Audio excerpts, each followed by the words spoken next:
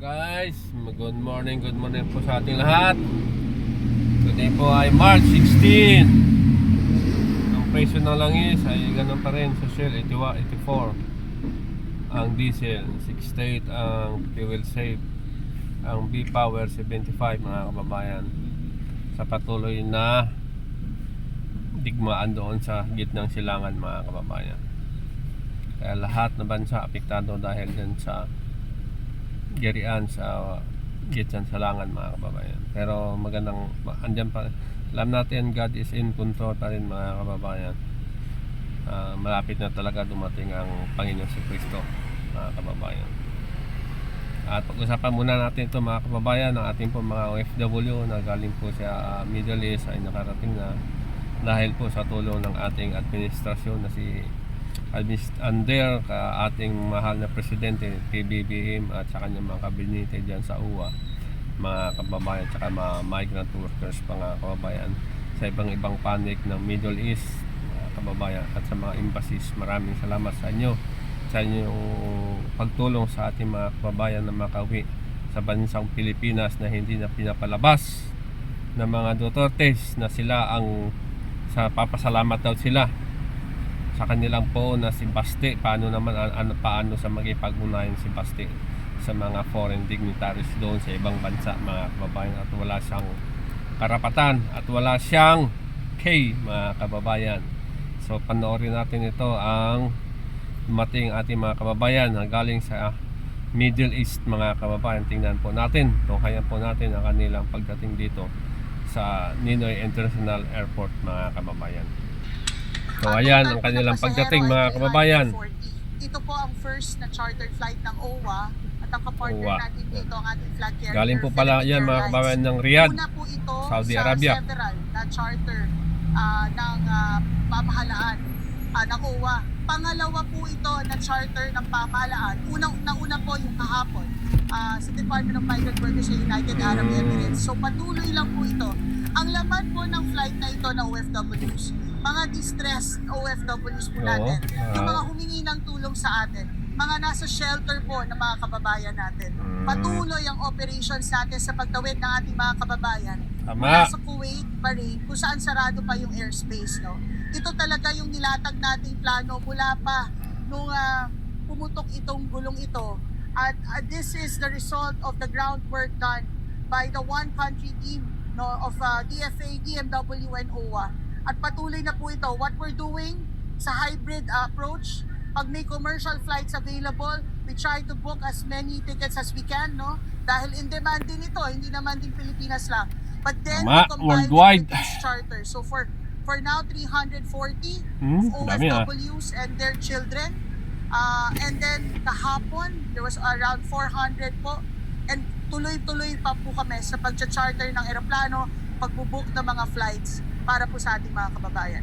Kasi mga ilang minutes lang dahil din sa tinamaan ng missile tuloy-tuloy yung pagpapalipad ng Iran ng mga missile baka mas lalong makapasok tsaka baka lumala, mas mabuting umuwi na lang talaga muna.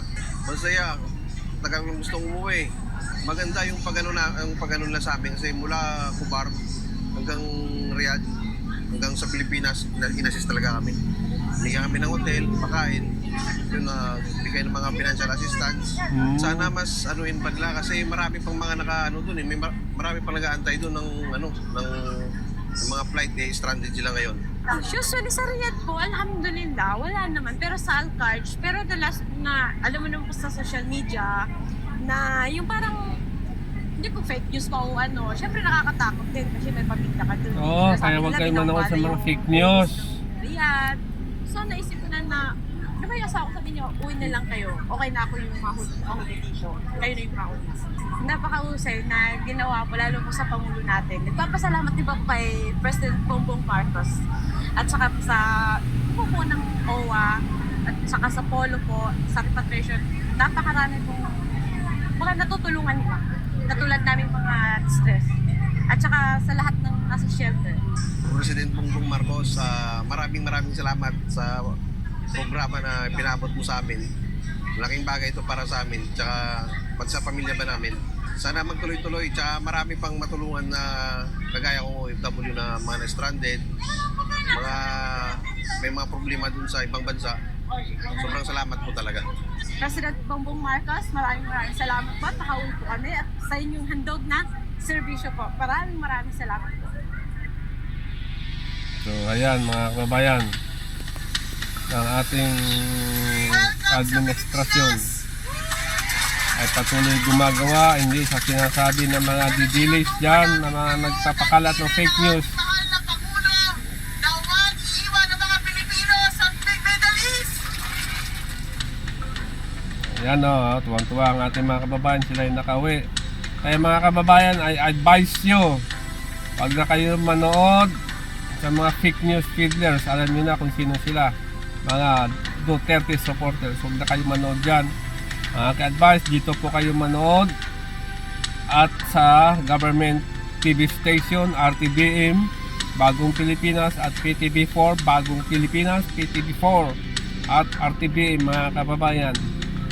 Huwag kayo manood sa mga fake news peddlers mga kababayan. Over 1,000 Maraming salamat Secretary Kagdak and patuloy sa namin lahat ang effort na iyong ito ginagawa. kasi on the ground we still have people doing the commercial flight bookings, we still have people doing the land crossings kasi we're looking at 5 to 6 countries here and 8 countries pa nga, no, if you include Jordan and Lebanon.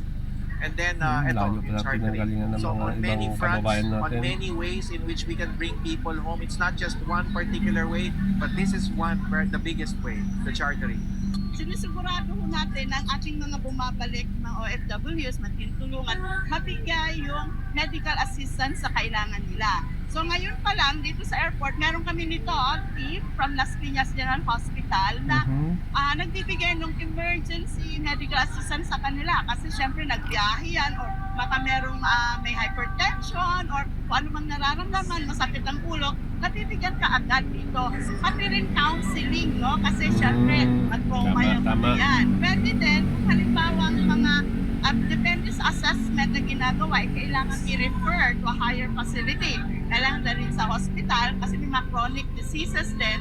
Gagawin din po natin yan, kinukuha yung kanilang mga datos dyan at nire-refer kung saan man nila, kung taga saan sila, no? At sa gustong hospital na DOH hospital. So ayan mga kababayan, nakita nyo na tuloy-tuloy ang tulong ng ating gobyerno pati sa medical assistance, financial assistance mga kababayan. So God bless po PBBM at sa inyong mga kabinete. Nawa tulungan pa kayo at ingatan kayo ng ating mahal na Panginoon. Bigyan pa kayo ng mahabang buhay, magandang kalusugan. Maraming salamat sa iyo Mr. President at sa lahat ng kabinete ng PBBM administrasyon. Okay, sige, dito na lang tayo. Bye bye.